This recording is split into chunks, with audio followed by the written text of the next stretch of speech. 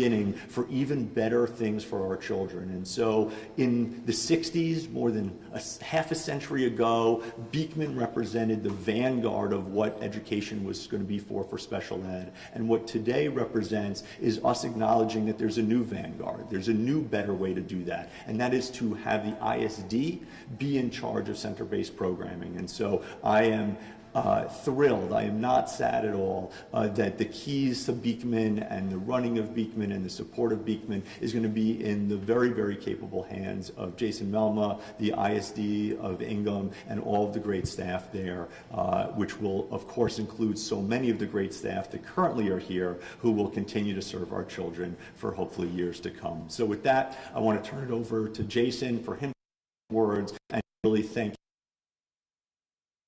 for the partnership that today represents. Thank you.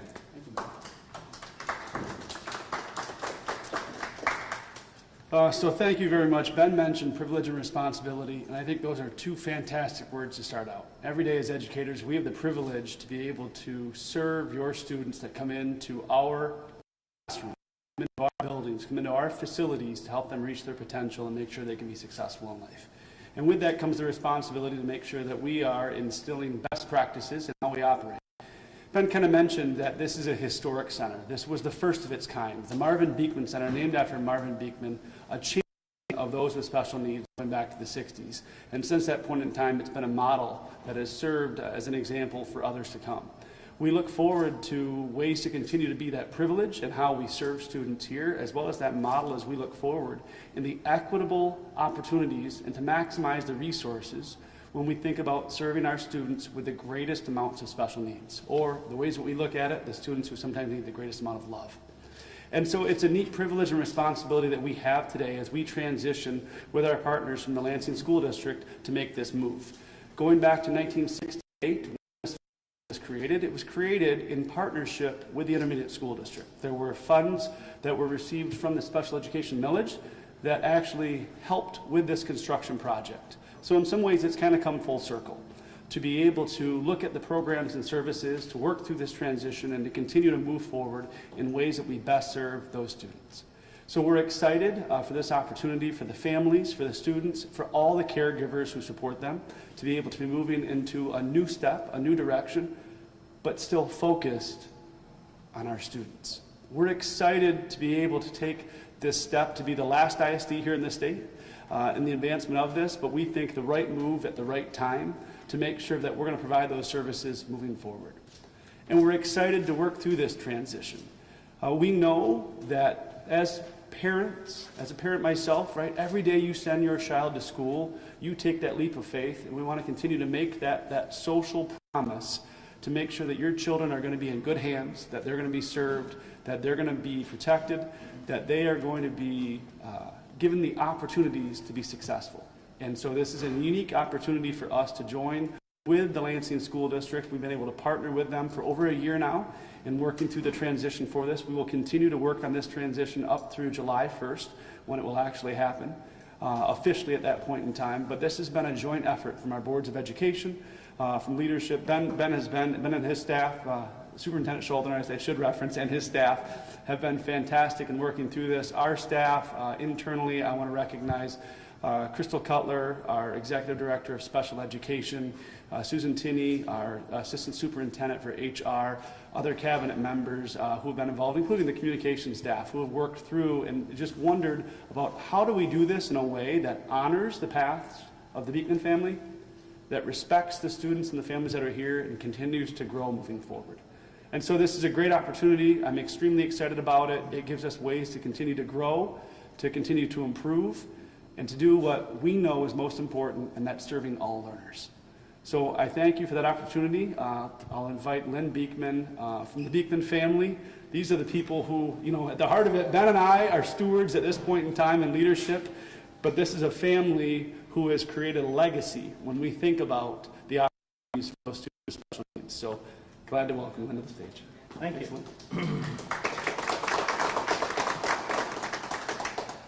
Well, on behalf of my family, I want to thank the Lansing School District and the Ingham Intermediate School District for this opportunity to participate in this event. I'd also like to note that another member of the family, Bill Beekman, the vice president out at MSU, is here to keep an eye on me. I screw up, report back to the family. At the outset, I'd like to note as a matter of disclosure that I am a recovering lawyer at this point in time. But during my 30 years in representing clients on special ed matters, which included a lot of parents with kids with disabilities, the MEA, and about 350 school districts, I had the privilege of representing both the Lansing School District and the Intermediate School District for several years. And it was the usual fun in special ed times. Turning to the reason why we're here today, the Beekman Center was opened in 1968. Quite frankly, although you all look young to me, many of you were not around then. You were too young for it. But in 1968, there was no mandate for special ed, either federally or in the state of Michigan. With that, most students with disabilities stayed home. There were a few that were in private programs, but most of them were home. And that was true around the country. But in 1968, the district was one of the few school districts that offered a lot of special ed programs to students with various types of disabilities. In fact, they offered far more than any other district. Parents would come in from all over to get their child in the Lansing Public Schools. With the opening of the Beekman Center in 1968, the district took on the challenge of addressing the educational needs of those students with disabilities with the most varied and complex needs you could ever imagine. They're often referred to as low-incidence students because they do not occur that much in the population of students which the public schools serve. At that time, as Ben and Jason have alluded to, this building was the cutting edge of special ed, not only in Michigan, but around the country. Over the last 56 years, and I have participated in special ed for all 56 of them, special ed has changed one hell of a lot, as it should. But most importantly, Michigan got special ed mandated in '73, and the feds mandated it in '75. At that juncture, local school districts and intermediate school districts had to provide programming, and the intermediate in our state really took a leading role in providing programs for services with low incidence rates. One example would be Hartwood Schools here in Mason. These programs are referred to in the special ed world as center programs because the surrounding districts where the center program is offered normally will only have a few low incidence kids. So the laws with regard to special ed allow center programs so that the students with few of a particular type of kid with a disability can send their children to a center program in our state operated by the ISDs in order to develop a program and operate a program for each type of disability. With the growth of center programs over the years, the operation of the few programs like Beekman Center have all been transitioned to ISDs, as Ben and Jason mentioned, with this building and its programs being the last one. The reasons for all of these transitions and the reason for the transition of the Beekman Center to the ISD, I believe, is well-founded. With the ISD operating both the center-based program in Ingham County or in the Intermediate District, they can be coordinated. The programs can be coordinated, and the students they serve will have more equitable options, and those options can be provided much more efficiently and, most importantly, more effectively for the students with disabilities that are being served. It's for these reasons that our family fully supports the transition of the operation of the Beekman Center to the Ingham Intermediate School District. And thank you again for the opportunity to express these comments.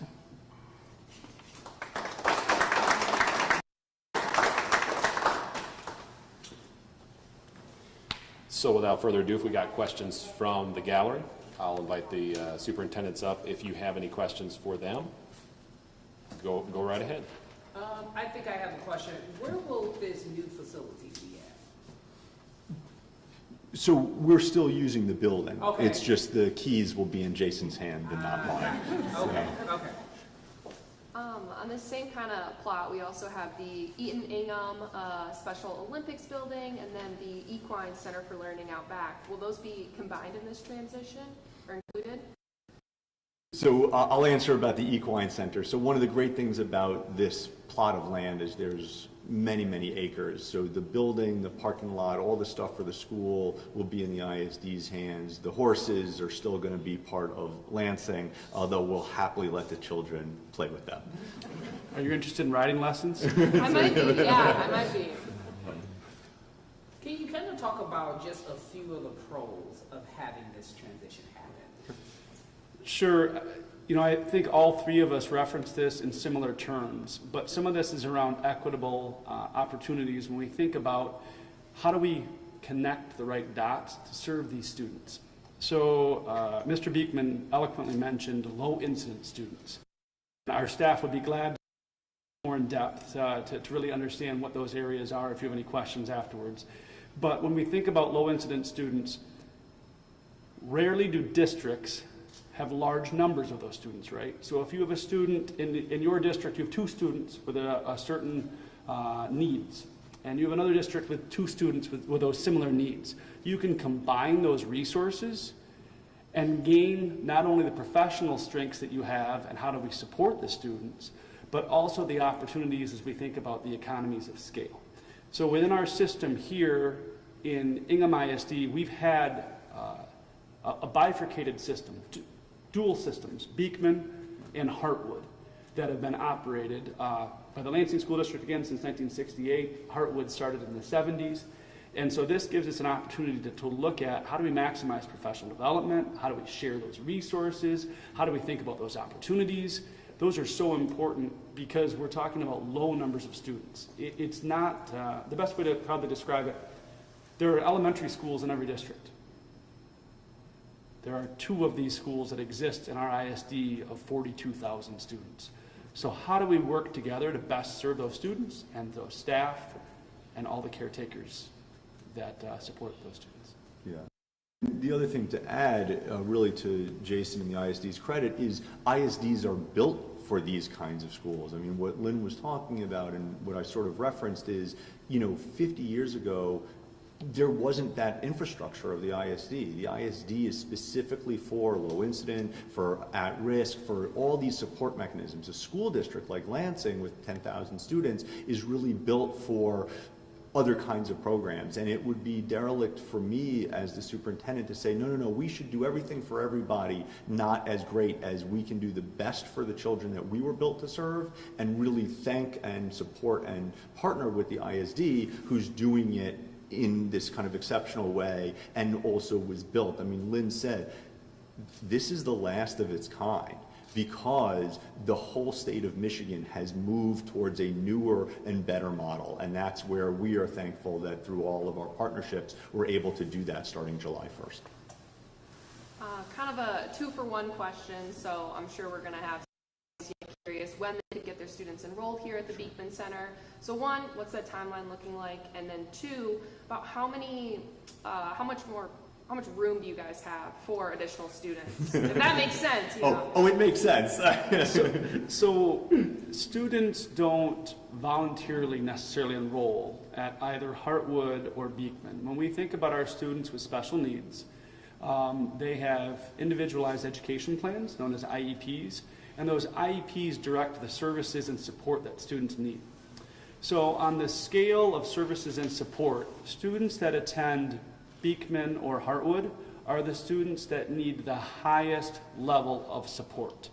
From a federal standpoint, I believe there's only one level that's further above that, and those are typically homebound services, which are infrequently used, rare, just obviously based on the needs of students.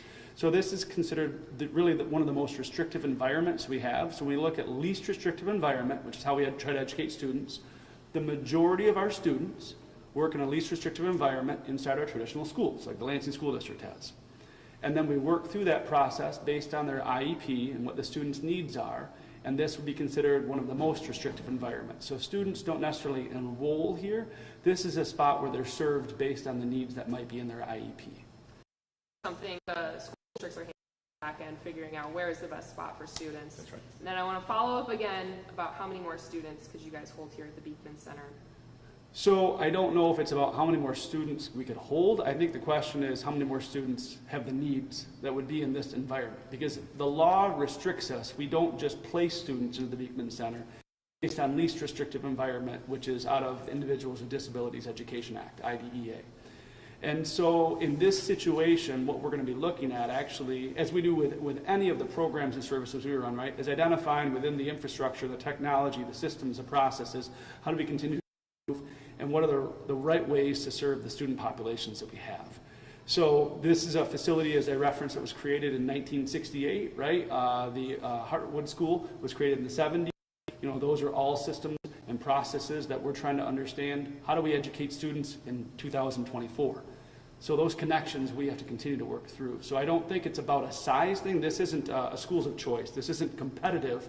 This is about serving students from all 12 of our traditional local districts, the 8 charter schools, for students that have the highest level of special needs. Yeah. The best way that I can try to explain it is our job is to service all of the children in the county the best way we can. We will make space for any children and any child that needs the support. What that support looks like could be Beekman, it could be Hartwood, it could be Sexton, it could be schools in East Lansing, right? I don't know what they're called. East Lansing High, right? You know, that's how we service kids. So as Jason said, it's not about the seats per se. It's that our job is to always keep all of our children front and center, and if they have a need, we will serve them. So you're not hurting for space by any means? I don't believe that to be accurate at this point in time. This is about serving students, again, in the least restrictive environment. The students that would be here, their IEPs would have identified this environment provides them the right levels of support to be able to be successful. Yeah. And so that's what we're looking at. But that combination between all of the school districts, Ben referenced this earlier, as an intermediate school district, really we focus on 3 areas: special education, career and technical education, and then the general education services, professional development, operations side. We typically don't have students that are in general education type classes that you would see. There are different ways that we serve, but we believe that that model strengthens all of us, because it allows us to best focus on the students in the economies of scale, again, maximizing opportunities and making efficiencies with our resources. I think Mr. Beekman had something to add. Jason mentioned the IEP, the Individualized Education Program team. And I think it's important. Some might get the impression that it's the school district's decision and its staff in terms of whether a child comes to Beekman or Hartwood or whatever. That's only partially true, because the parent is a mandated member of this IEP team, and they are considered an equal partner. And so they have a big voice in whether their child is, where their child is served and how in terms of special ed. And I'm sure these gentlemen know that as well as I do. All 3 of us have sat in IEP meetings many times. But I think that's an important thing for those who aren't as deeply involved in the special ed process, because the parents really play a very critical role. Sarah, do you have questions? Yeah, so education has changed in the last couple of decades. Yeah. Can you elaborate a little bit on that, and then also elaborate on why you think that the Lansing School District wasn't serving the needs of the students to the level that you thought they should be at? Can you give a couple examples of that? Yeah, of course. So, you know, as we've mentioned now repeatedly, Beekman was created more than 50 years ago. Back then, as Lynn said, there wasn't even a federal mandate. So it was really on the kind of beneficence of the school district if they were going to serve the children or not. Since the federal government and state governments have gotten involved, there's been a whole host of mandates that are really good for children. Laws have changed, experiences have changed, what best practices have changed. So when this building was built more than 50 years ago, it was built for vanguard of that time. So if you go to Hartwood now, you'll see things that are very different than here. There's different pedagogy, there's different curriculum, there's different ways of training, there's all sorts of things that we still do here, but this building, this facility is from the 60s. And so we want to make sure that we're giving all of our children, the Lansing students, the Okemos students, the East Lansing students, the best of all possibilities. And by shifting the responsibility to the ISD, you're now able to get the people that are now at the vanguard of doing the best work. And so how have I think you all know I'm pretty blunt about my assessment of Lansing. We have incredible staff, incredible children. We're working very, very hard. But, Beekman is still a 1960s building. It's still 50 years old. It's still in a way that needs to be updated. And I think that when we partner with the ISD, when we work together with them, they're able to bring their expertise. As Jason said, the ISD is built for really two things: special ed, CTE. The Lansing School District is built for like a bajillion things. And so we want to make sure that we're going to the experts. And that's no knock on our staff. Our staff is wonderful, our kids, our families, but imagine how much better things can be if the organization that's running it, one of their sole, well, not sole because that would be only one, they have them all, but one of their main ideas and main premises is to support special ed. That's why you do this. You put kids first and you say, who's the best at it? The ISD is the best at it. Right? So that's why. And I would just add, it's not about right or wrong. Yeah. Like, I want people to make sure of this. We're not right, they're not wrong, they're not right, we're not wrong. It's the ways in which we focus in to make sure that we serve students, right? So we have a different focus than what a traditional general education district would have, right? So our focus is just different, and because of that, that allows us to do certain things. Graduation rates necessarily isn't one of our areas of focus. We serve students and try to figure out how to improve their graduation rates within the local districts, right? So they're just nuances in how that works, but that partnership is where the strength's at. So we believe we're better together on this, and that's that whole philosophy that we have, and how do we best serve these students. And the best, give, everybody else in the state of Michigan has done it, right? There's a reason why. The reason is ISDs are built for this. Local traditional public school districts are not. They were in 1960. Why? Because nobody else was doing it. There wasn't even a law that said you had to do it. So Lansing was doing amazing work saying, boy, these kids really need some support. Let's give it to them. Now you've got a whole infrastructure that didn't even exist that really is there to serve our children. So that's why. You want a cool future piece? Talk to the Beekman family about what happened back in the 60s and how we got to where we're at. Because Lynn mentioned this, and he was, in my opinion, he was not as proud as he could have been. This was the Beekman Center was the first school in the nation to serve students with low incidence. This, to my knowledge, is the first school in the world as well.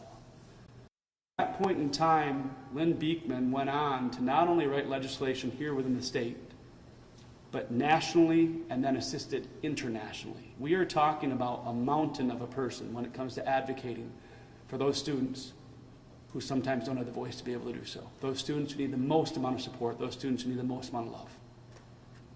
This is a huge thing that exists right here within the Lansing area that we're very proud to be able to partner on, and we don't take this lightly. This is to work with this family who had the foresight to recognize how do we advocate on behalf of those who couldn't. And so it's pretty cool. You want a feature story? I'll tell you right now. Talk to this guy afterwards.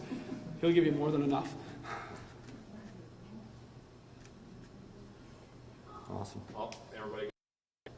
Thank you, everyone. If you want to get a little B-roll, let me see. If you gentlemen have like 10 minutes for individual interviews, go ahead and grab those first.